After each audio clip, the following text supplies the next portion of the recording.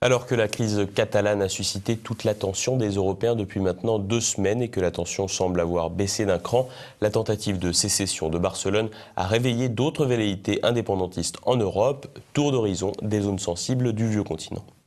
Les nationalistes catalans n'ont pas eu raison de Madrid, ou en tout cas pas encore, après plusieurs semaines de tensions, avec comme point culminant le référendum sur l'indépendance du 1er octobre. Les tensions se sont apaisées, notamment du fait de la menace économique.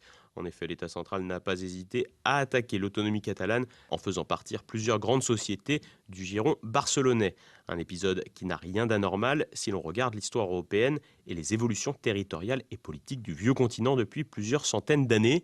Et comme souvent, lorsqu'un territoire revendique un peu fort son autonomie, il donne des idées à d'autres.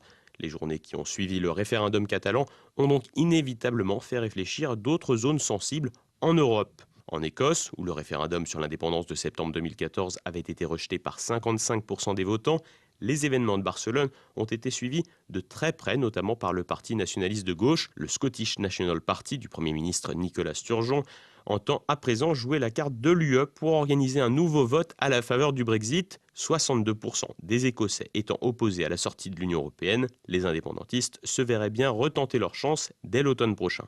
Autre zone sensible, plus au nord, les îles Féroé où la découverte de gisements de pétrole et de gaz a renforcé les aspirations indépendantistes. Quand on a un peu d'argent, c'est parfois coûteux de partager. Ce territoire danois de 18 îles bénéficie déjà d'un statut d'autonomie interne large, introduit dès 1948. L'archipel doit organiser un référendum sur une nouvelle constitution en avril 2018, une nouvelle constitution qui, si elle passe, leur donnera le droit à l'autodétermination. En Belgique, la Flandre, plus riche que la Wallonie, se sent lésée par son voisin et demande le remplacement de l'État fédéral belge par une confédération.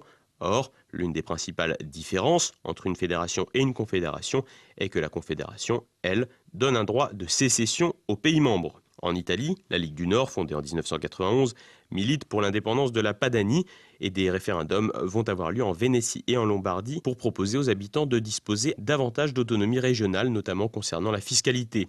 Les deux gouverneurs de ces régions sont membres de la Ligue du Nord. Cependant, le cas italien a évolué ces dernières années. En effet, la Ligue du Nord, historiquement sécessionniste, a aujourd'hui adopté une position plus souverainiste et est moins marquée par une volonté de séparation. Cela s'explique notamment par l'ascension de son secrétaire fédéral, Matteo Salvini, depuis 2013. En France, la volonté d'autonomie de la Corse semble s'être calmée depuis que l'île de Beauté dispose d'un statut particulier et a vu les nationalistes arriver largement en tête à l'Assemblée de Corse. Paradoxalement, le recul terroriste et les victoires politiques n'ont pas mené à un bras de fer avec Paris. Mais contrairement à d'autres territoires européens, la Corse n'est économiquement pas en position de force, ce qui explique le peu d'entrain à vouloir quitter la mère patrie.